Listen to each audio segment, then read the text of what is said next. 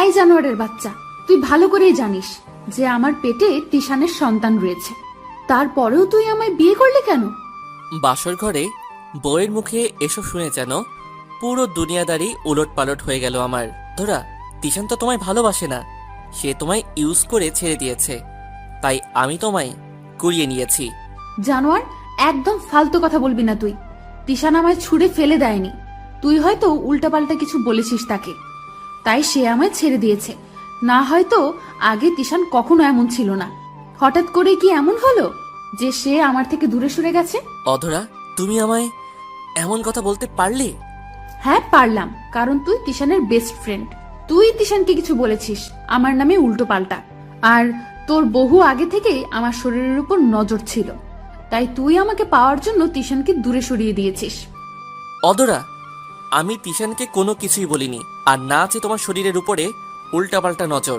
I শোন, আমাকে শিখাতে আসিস না। তোর মতন মানুষকে আমার ভালো করেই চেনা আছে। না হয় তিশান চলে যাওয়ার পরপরই তুই আমায় প্রপোজাল দিতি না, আর জোর করেও বিয়ে করতি না। অধরা, তোমার প্রপোজাল দিয়েছিলাম তোমার পাশে ছায়ের মতন দাঁড়ানোর জন্য, কারণ তুমি অনেকটা ভেঙে পড়েছিলে, আর বাকি রইল জোর করে বিয়ে করার কথা। সেটা করেছি কারণ তোমার আর তোমার বাচ্চাকে যেন মানুষ কলঙ্কিত করতে না পারে, মানুষ যেন জানতে পারে এই বাচ্চার বাবার আসল পরিচয় রয়েছে। বাহ, কি দরদ! এতই যদি দরদ হতো তাহলে তিশানকে সাথে করে নিয়ে আসলি না কেন? হ্যাঁ, অনেক দরদ তোমার জন্য, কারণটা একদিন নিজেই জানতে পারবে। আর তিশানের কাছে দিয়ে আসি নাই কারণ সে তোমায় আর কখনো গ্রহণ করবে না। সে অনেকটা পরিবর্তন হয়ে গেছে, নানান রকমের মানুষের সাথে মেলামেশা করে, নানান রকম মেয়েদের সাথে রাত্রি কাটায়। সো তোমাকে আর দরকার কি? কোনোই দরকার নেই, তাই ছুঁড়ে ফেলে দিয়ে চলে গেছে। জানোয়ারের বাচ্চা, আমার তিশানের নামে কি বললি তুই?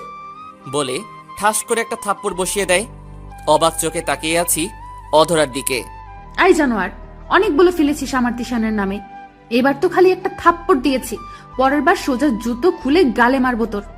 অধরার কথা শুনে ভিতরটা কষ্টে ফেটে যাচ্ছে, ইচ্ছে করছে খুব চেঁচিয়ে কান্না করি। অধরার মুখের দিকে এখনো তাকিয়ে আছি। কিরে, কথা কি তোর কানে ঢোকে না? নির্লজ্জের মতো এইভাবে তাকিয়ে আছিস কেন? না জুতো মারিনি বলে এটা খাওয়ার জন্য অপেক্ষা করছিস? অধরার কথা শুনে এবার কেঁদেই দিলাম। আর কত সামনে রাখা যায় নিজেকে? চোখ মুছতে মুছতে বারান্দায় চলে এলাম। বারান্দায় এসে চেয়ার নিয়ে বসে আছি, চোখের পানি যেন এখনো বাধা মানছে না। কি এমন চেয়েছিলাম যে খোদার কাছে? খোদা আমায় আস্থার ফল দিল। মন দিয়ে তো ভালোবেসেছিলাম অধরাকে, কিন্তু এর মাঝে তিশান চলে আসে। সে এসে আমার ভালোবাসাটাকে পুরোপুরি অপবিত্র করে দেয়। আমার ভালোবাসার মানুষটার ফুলের মতন শরীরটাকে দাগ লাগিয়ে দেয়। এটাই কি সত্যিকারে ভালোবাসার মূল্য? ভালোবেসে জুতো খেতে হলো, আর কেউ ছলনা করে মজা নিয়ে চলে গেল। কান্নার গতিবেগ আরো বেড়ে গেল, ফুপিয়ে ফুপিয়ে কান্না করছি। তখনই অধরা রুম থেকে চেঁচিয়ে উঠল, এই শরীর খেকো, চেঁচানো অফ কর, আমার ঘুমের ডিস্টার্ব হচ্ছে। ন্যাকা কাঁদতে হলে অন্য কোথাও গিয়ে কাঁদ। অধরার কথা শুনে চুপ হয়ে গেলাম, কিন্তু কান্না থামল না। নীরবে কেঁদে গেলাম। বেশ অনেকটা সময় পর দেখি মাথাটা পুরো ধরে গেছে আমার।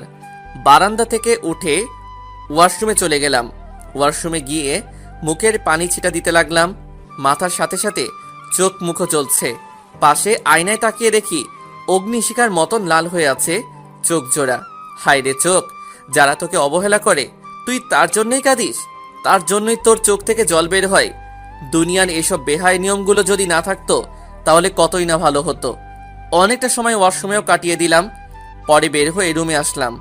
রুমে এসে দেখি অধরা এখনো খাটের উপরে বসে আছে। এই অধরা, এখনো ঘুমাওনি তুমি? কোনো সারা শব্দ নাই। হাতে একটা ফটো ফ্রেম দেখা যাচ্ছে অধরার।